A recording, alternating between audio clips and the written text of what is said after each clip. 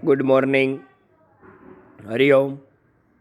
ધોરણ 10 વિષય વિજ્ઞાન, ચેપ્ટર નંબર 8 સજીવો કેવી રીતે પ્રજનન કરે છે, જેમાં આજે આપણે અગત્યનો સવાલ નર પ્રજનન તંત્ર વિશેનો અભ્યાસ કરવાનો છે.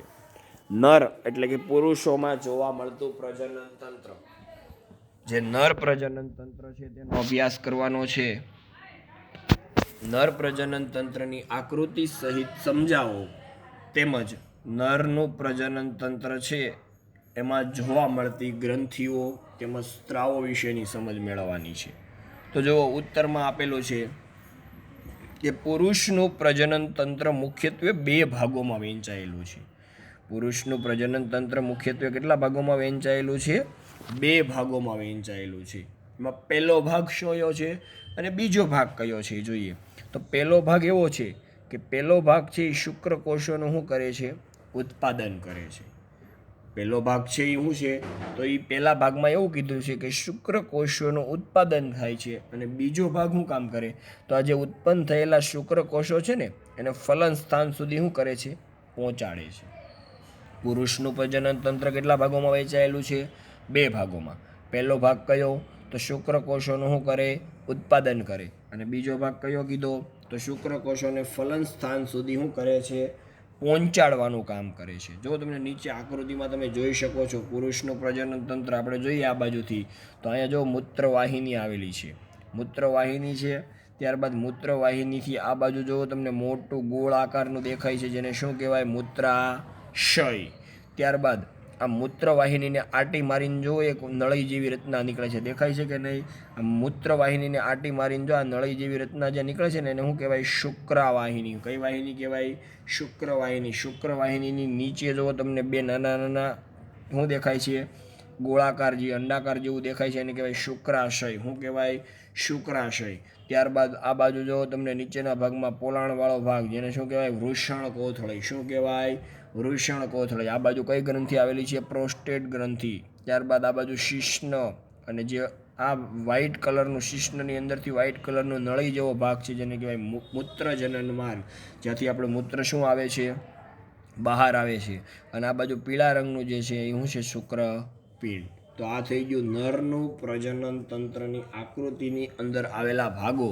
મૂત્રાશય દેખાય છે, શુક્રાશય, શુક્રવાહિની, વૃષણ કોથળી, મૂત્રાશય તેમજ પ્રોસ્ટેટ ગ્રંથિ, શિશ્ન, મૂત્રજનન માર્ગ અને શુક્રપિંડ. હવે સમજીએ કે પહેલો ભાગ અને બીજો ભાગમાં કઈ રીતના કાર્ય થાય છે. બરોબર? તો જોઈએ, શુક્રકોષોનું ઉત્પાદન કરતું અંગ, એમાં પહેલું છે શુક્રપિંડ. શુક્રકોષોનું ઉત્પાદન એમાં થાય? શુક્રપિંડમાં થાય. તો ક્યાં આવેલું હોય? તો એ જોઈએ. શુક્રપિંડ ઉદરગૃહાની બહાર વૃષણ કોથળીમાં એક જોડ શુક્રપિંડ આવેલા હોય છે. આપણી ઉદરગૃહા એટલે કે કમરની નીચેનો ભાગ, એ ઉદરગૃહા એટલે કે ઉદરગૃહાની બહાર, અને વૃષણ કોથળી હમણાં ઉપર આકૃતિમાં જોઈ હતી ને, આ વૃષણ કોથળીમાં એક જોડ શું આવેલા હોય છે? શુક્રપિંડ આવેલા હોય છે. અને જ્યારે આપણા શરીરનું ટેમ્પરેચર 37°C કરતાં 2 થી 3°C કેવું હોય? નીચું હોય, ત્યારે શુક્રપિંડની અંદર શુક્રકોષો નિર્માણ પામી શકે છે. ઉદરગૃહાની બહાર વૃષણ કોથળીમાં એક જોડ શું આવેલા હોય? શુક્રપિંડ. એટલે બે હોય. કેટલા હોય? બે.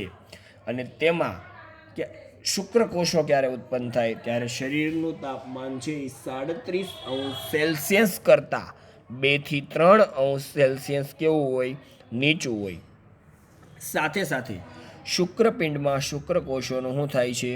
ઉત્પાદન થાય છે. અને તેમજ નરની અંદર થતો અંતઃસ્ત્રાવ, યાદ રાખજો, શુક્રપિંડમાં નર જાતીય અંતઃસ્ત્રાવ કયો નીકળે છે? ટેસ્ટોસ્ટેરોન. ખાલી જગ્યામાં પૂછાય છે, પુરુષો અથવા તો નરની અંદર કયો અંતઃસ્ત્રાવ થાય છે? તો કયો આવશે? ટેસ્ટોસ્ટેરોન. તેમજ છોકરાઓમાં આ ટેસ્ટોસ્ટેરોન એ શુક્રપિંડના ઉત્પાદનમાં નિયંત્રણ, અને છોકરાઓમાં યુવા અવસ્થાના લક્ષણોનું પણ શું કરે છે?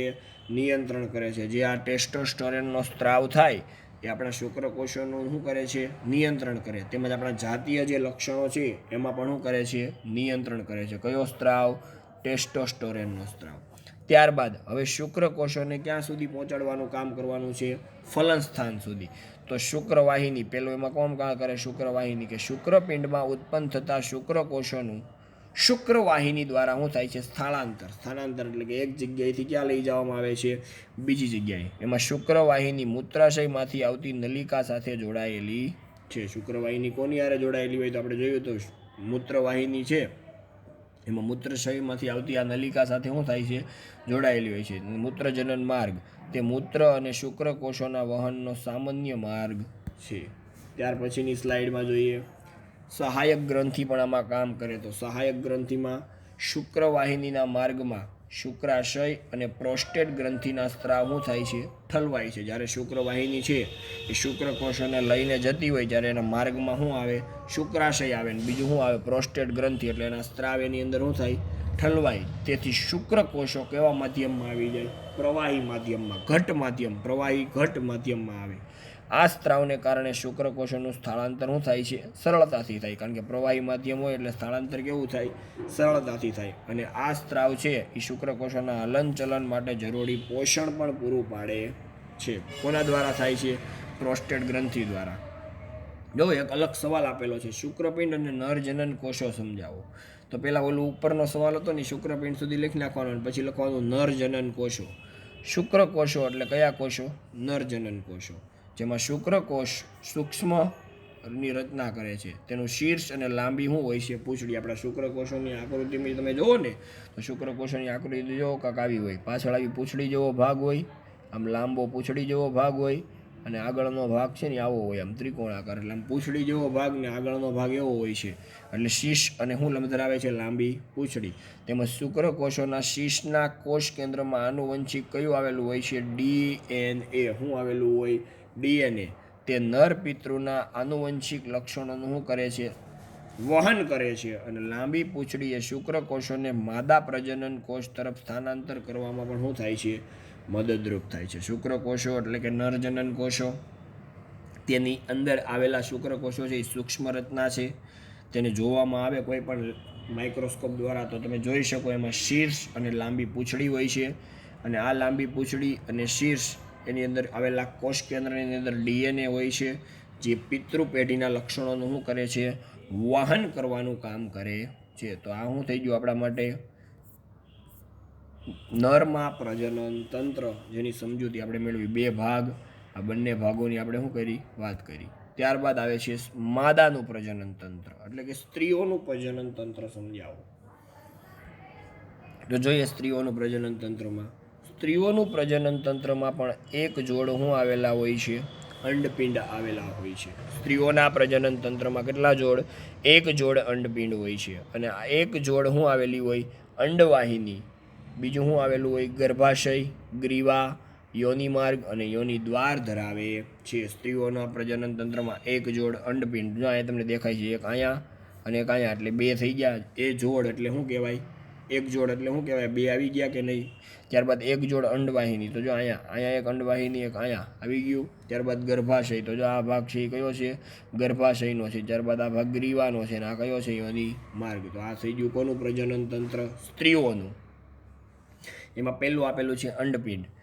સ્ત્રીની ઉદરગૃહામાં એક જોડ અંડપિંડ આવેલા છે, અને માદા જનન કોષો અંડપિંડમાં નિર્માણ પામે છે. અને અંડપિંડ માદા જાતીય અંતઃસ્ત્રાવ કયો કરે છે? ઇસ્ટ્રોજન અને પ્રોજેસ્ટેરોનનો સ્ત્રાવ કરે છે. સ્ત્રીની ઉદરગૃહમાં એક જોડ શું આવેલું હોય છે? અંડપિંડ આવેલા છે, જે માદા જનન કોષો અંડપિંડમાં શું પામે છે? નિર્માણ પામે છે. અંડપિંડની અંદર શું બને છે? અંડકોષો નિર્માણ પામે. અને અંડપિંડ છે એની અંદર બે સ્ત્રાવ થાય. કયા કયા? ઇસ્ટ્રોજન અને પ્રોજેસ્ટેરોન. અને છોકરીના જન્મ સમયથી જ અંડપિંડ છે એ હજારોની સંખ્યામાં અપરિપક્વ અંડપુટિકાઓ હોય છે. ધીમે ધીમે તેનું યૌવનારંભ આવે ત્યારે આ અંડકોષો કેવા બની જાય છે? પરિપક્વ બની જાય છે. અને બંને અંડપિંડ વારા ફરતી પ્રતિ માસ એક અંડકોષ મુક્ત કરે છે. ખાસ યાદ રાખજો, જ્યારે છોકરીઓનો જન્મ થાય ત્યારે જ આ અંડપિંડની અંદર આવેલા અંડકોષો છે એ અપરિપક્વ હોય તો ખરી હજારોની સંખ્યામાં, પણ અપરિપક્વ હોય. પણ જેવી એની યૌવનારંભ એટલે કે યુવા અવસ્થા આવી જાય ત્યારે આ અપરિપક્વ ભાગ છે પરિપક્વ બની જાય છે. અને દર મહિને પ્રતિ માસે એક અંડકોષ મુક્ત કરે છે. આપણી જેમ નહીં, નરની જેમ કે ઉત્પન્ન થયા જ કરે. અહીંયા પ્રતિ માસ એક ઉત્પન્ન થાય. ત્યારબાદ આપેલું છે અંડવાહિની, ફેલોપિયન નલિકા. અંડવાહિનીનું બીજું નામ શું છે? ફેલોપિયન નલિકા.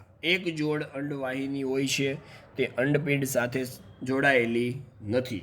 યાદ રાખજો, અંડવાહિની છે એ અંડપિંડ સાથે જોડાયેલી નથી. અને પાતળી અંડવાહિનીના માર્ગે અંડકોષ અંડપિંડથી ગર્ભાશય સુધી શું પામે છે?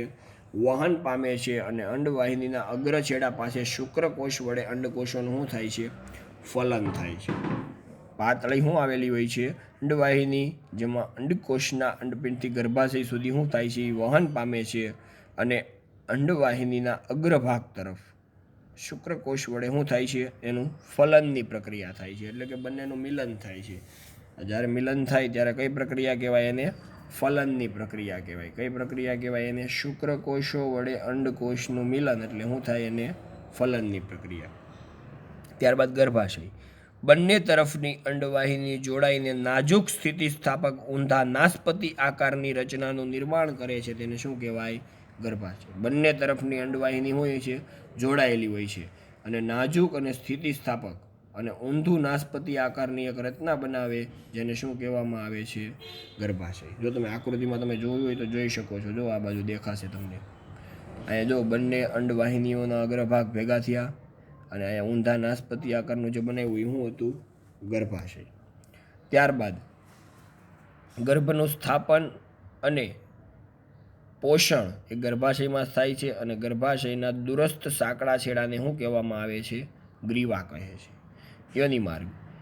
ગર્ભાશયમાં ગ્રીવા દ્વારા નલિકામય રચના યોનિમાર્ગમાં ખુલે છે. અને યોનિમાર્ગ શરીરની બહાર યોનિ દ્વાર રૂપે ખુલે છે. યોનિમાર્ગ એટલે કે ગર્ભાશય છે એની આગળનો ગ્રીવા દ્વારા નલિકામય રચના જેવો ભાગ છે, એને શું કહેવાય?